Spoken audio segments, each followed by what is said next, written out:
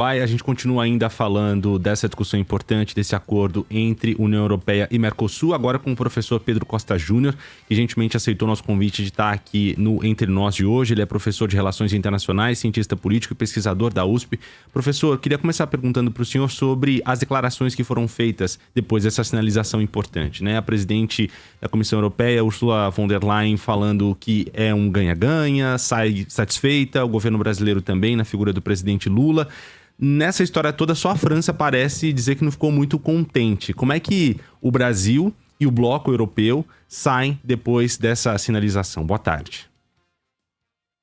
Boa tarde, Renan. Boa tarde, Adriana. Uma satisfação sempre estar aqui na Band News FM com essa audiência qualificada. Veja bem, além da França, né, que você toca aí já no ponto nevrálgico da questão, que sai insatisfeito, o próprio presidente Macron, havia há uma semana atrás que o acordo não passaria.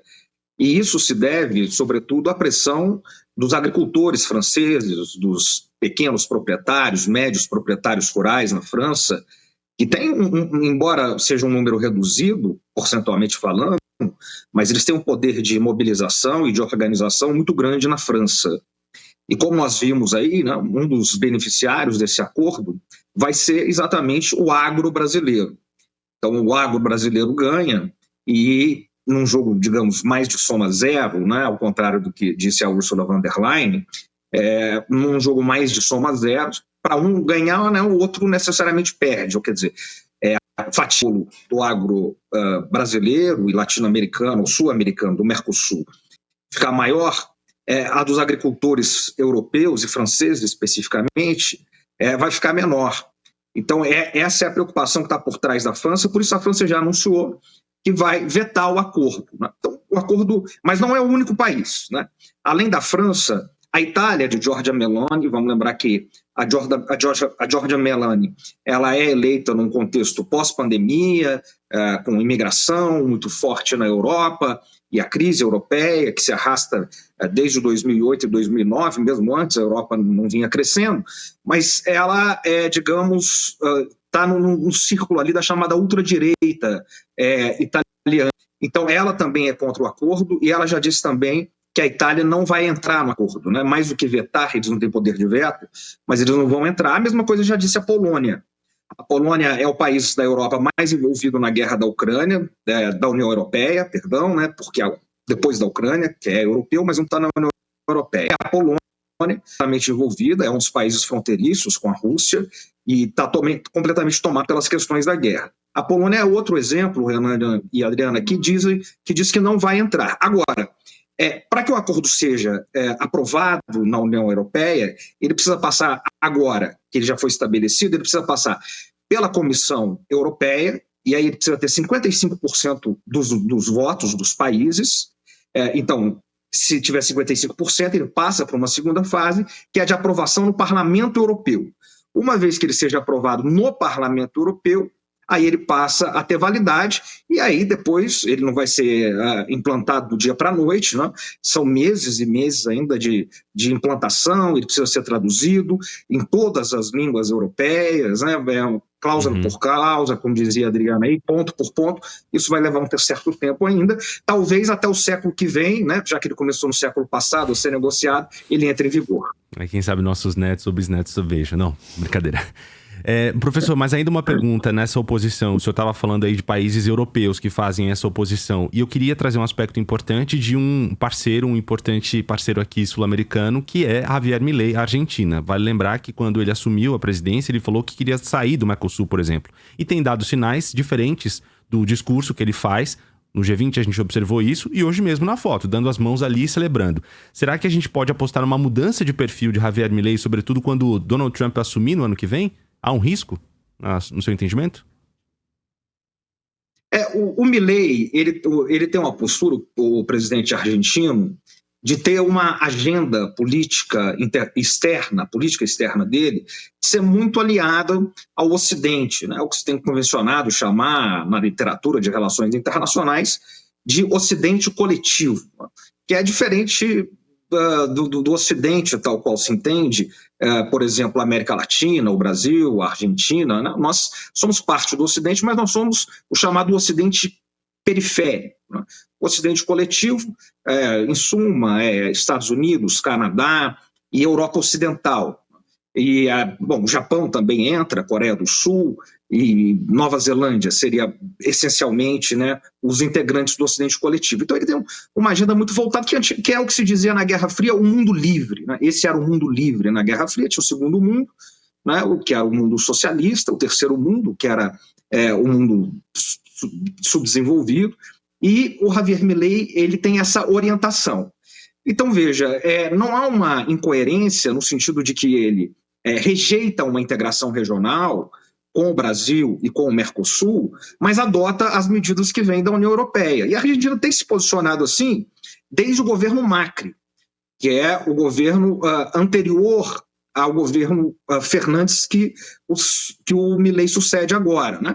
Então, para a gente recapitular aqui, vale a pena lembrar que esse acordo que está sendo celebrado agora, ele já tinha saído do papel e ele já tinha sido ratificado, né, pelo presidente à época Macri, na Argentina, na gestão dele com o Bolsonaro. Porque eles também têm essa visão muito alinhada a esse eixo, digamos, do ocidental, nesse Ocidente coletivo, percebe? Que é um eixo mais atlanticista, né? Mas ele não acabou não indo para frente porque os europeus, enfim, todas essas batalhas internas que nós estamos falando aí, eles não queriam também assinar na época que o Bolsonaro era presidente.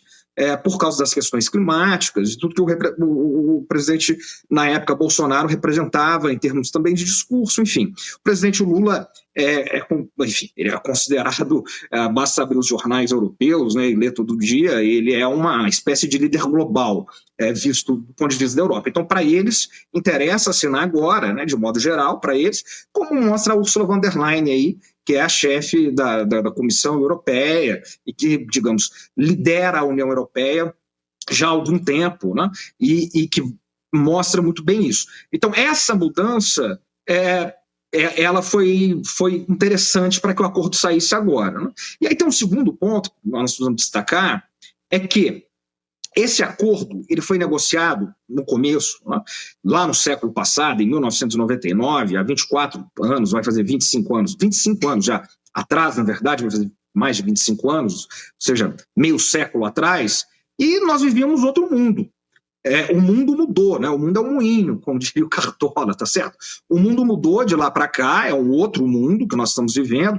Em 99 a gente vivia a chamada euforia globalitária, né? Era a certeza de que a globalização ela traria benefícios mútuos com a abertura dos mercados. Isso acabou, esse mundo não existe mais, é o mundo da volta da geopolítica das nações, de corridas armamentistas, de deglobalização, desglobalização, de proteção de mercados. Né? E o que é decisivo nesse momento? Né?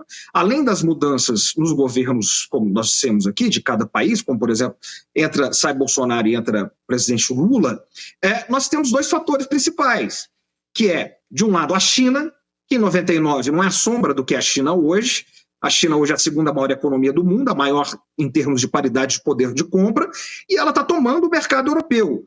Hoje mesmo, se você pegar aí, tem greves em todo o mercado automobilístico europeu, na Ford, na Fiat, enfim, estão todos parados, porque os carros chineses, os produtos chineses invadiram. Então eles olham para esse acordo agora como uma proteção da China. E por outro lado, tem a volta de Trump. Trump teve uma relação muito difícil com a União Europeia, que é o seu parceiro tradicional no mundo, enfim, desde a Segunda Guerra Mundial, desde sempre, na verdade, desde a fundação do sistema internacional. E Trump teve uma relação muito difícil, né? Então, esses dois momentos aceleram a assinatura do acordo. Desculpe interrompê-lo, mas só para pegar justamente esse ponto que o senhor fala de Donald Trump, eu queria citar aqui duas frases que hoje a chefe da Comissão Europeia, a Ursula von der Leyen, citou no momento do anúncio de celebrar esse acordo. Ela diz o seguinte: a cooperação é o caminho para prosperar.